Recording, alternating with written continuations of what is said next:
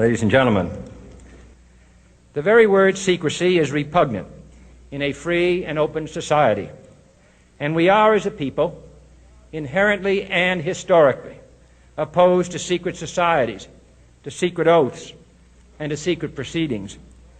We decided long ago that the dangers of excessive and unwarranted concealment of pertinent facts far outweighed the dangers which are cited to justify it. Even today, there is little value in opposing the threat of a closed society by imitating its arbitrary restrictions. Even today, there is little value in ensuring the survival of our nation if our traditions do not survive with it.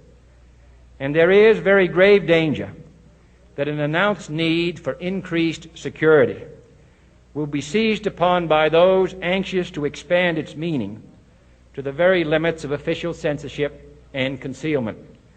That I do not intend to permit to the extent that it's in my control.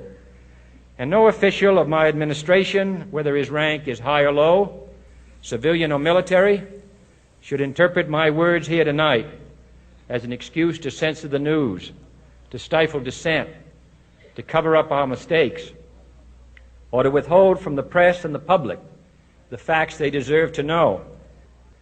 For we are opposed around the world by a monolithic and ruthless conspiracy that relies primarily on covert means for expanding its sphere of influence, on infiltration instead of invasion, on subversion instead of elections, on intimidation instead of free choice, on guerrillas by night instead of armies by day.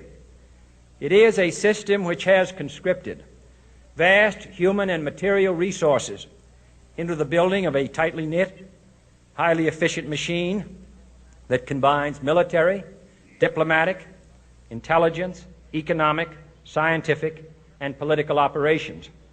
Its preparations are concealed, not published. Its mistakes are buried, not headlined. Its dissenters are silenced, not praised. No expenditure is questioned, no rumor is printed, no secret is revealed.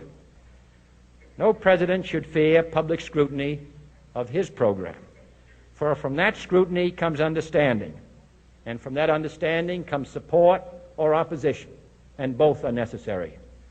I am not asking your newspapers to support an administration, but I am asking your help in the tremendous task of informing and alerting the American people. For I have complete confidence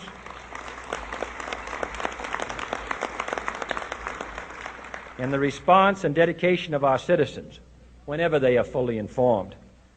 I not only could not stifle controversy among your readers, I welcome it. This administration intends to be candid about its errors. For as a wise man once said, an error doesn't become a mistake until you refuse to correct it. We intend to accept full responsibility for our errors, and we expect you to point them out when we miss them. Without debate, without criticism, no administration and no country can succeed, and no republic can survive.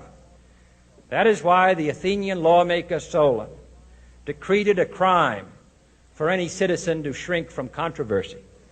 And that is why our press was protected by the First Amendment, the only business in America specifically protected by the Constitution, not primarily to amuse and entertain, not to emphasize the trivial and the sentimental, not to simply give the public what it wants, but to inform, to arouse, to reflect, to state our dangers and our opportunities, to indicate our crises and our choices, to lead, mold, educate, and sometimes even anger.